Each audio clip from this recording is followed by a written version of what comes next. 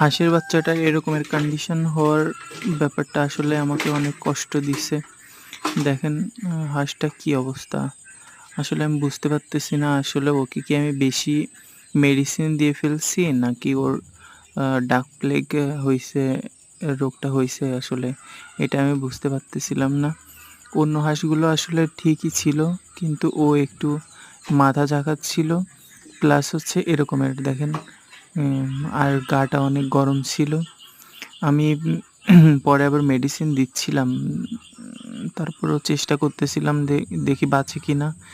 ও এখনো বেঁচে আছে বাট ও যদি বেঁচে থাকে আমি পরে আবার আপনাদেরকে ভিডিও দেব। যে মেডিসিনগুলো আমি ওকে দিছিলাম। মূলত ওকে আমি হচ্ছে বিয়ন্ড B2 B6 একটা ভিটামিন আছে ওইটা দিছিলাম। মানে ওর হাত পা লেগে-টেগে গেছে কিনা বা মাথা লেগে গেছে কিনা এইজন্য। আর ওর চোখ হালকা ঘোলা হয়ে আসছিল। দেখেন আমি খাওয়ানোরও চেষ্টা করতেছিলাম বাট ও খাচ্ছিল না, কিন্তু এক হাত দিয়ে ভিডিও করার জন্য আমি খাওয়ানোটা দেখাতে পারিনি।